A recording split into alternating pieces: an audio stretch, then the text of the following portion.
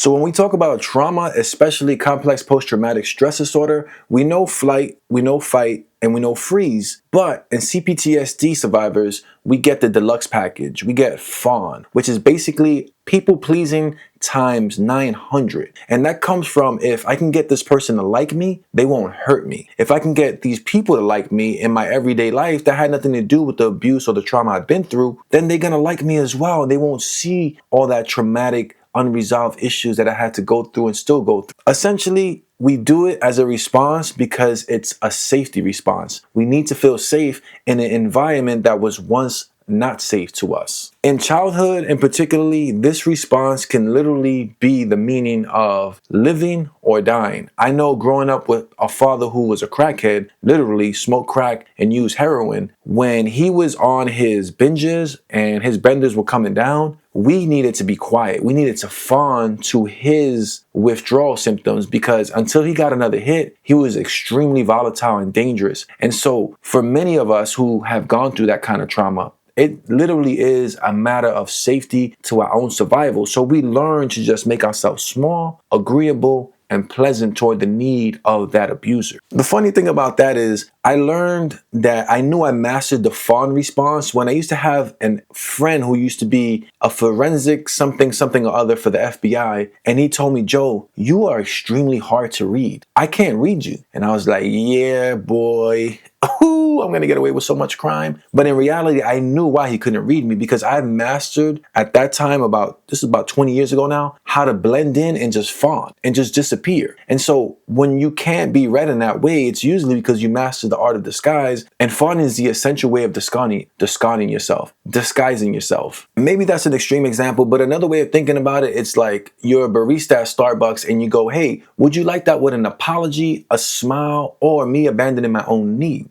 And most people might be like, wow, this person is really nice. They're just really sweet. They're really laid back. But in reality, you know that you're putting that person's needs before your own. And that's really why fawning as a response can be healed, and it is a problem. So to break it down from a neuroscience perspective, this is what's happening in your brain. When you detect danger, your amygdala goes, that's dangerous. We need to fight or flight, but it's too late. And we learn from our own past trauma that if I fight, I'm going to get beat on even more. And I can't run because I have a bad ankle, so I can't flight. So you know what? I'm going to appease to that person because that's even safer. And so your amygdala overrides your prefrontal cortex, right? Your prefrontal cortex is responsible for logical thinking and making executive level decisions. It overrides that and goes, you know what? Let's just appease. Let's keep everyone happy. Let's be safe and let's make this environment pleasant for the other person. So in turn, your body goes, we're not Floyd Mayweather. We are not going to put on the boxing gloves and start fighting. Instead, we're going to just give everyone cupcakes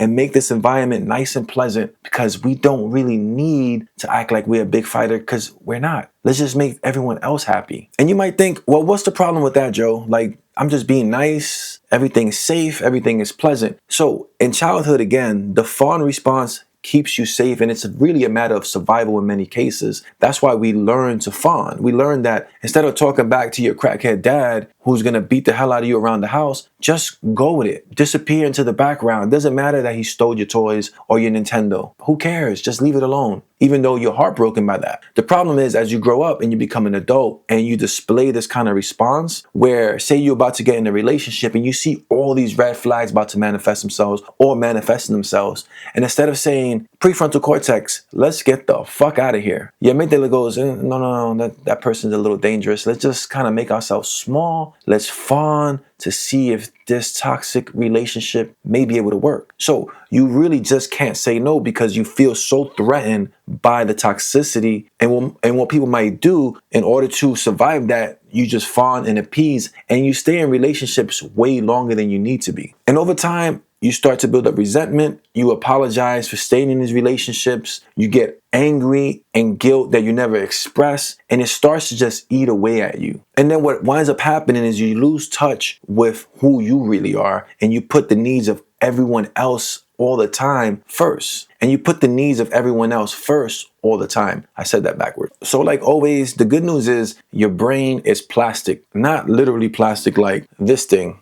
Well, this thing, because this is kind of metal. I think the top is plastic or rubber. I'm not. I don't know how they bioengineer those things, but your brain is plastic and it can change over time. Not literal plastic, but it's neuroplasticity, meaning your brain can change over time. And you might say, well, how the hell do you change something like a fawn response where I just thought I'm this laid back guy that everyone's like, wow, he's so cool and just goes along to get along and he's so pleasant to be like. You can still be a pleasant person and still have healthy boundaries. You can still say no. You can still be gentle and say, yeah, I don't think I want to do that. I think I need to do this first because I need to finish this and I need to do that. And it's perfectly okay to have your needs met first before you meet the needs of other people. My personal favorite things that have worked for me and many of the clients I work with is the inner child work, somatic healing, system regulation, and psychotherapy. Usually for me, talk therapy, psychotherapy is the end result of all that other work that comes first, because you really need to learn how to regulate your system in a calm way before you can verbally process this. And a trauma-informed therapist, a good one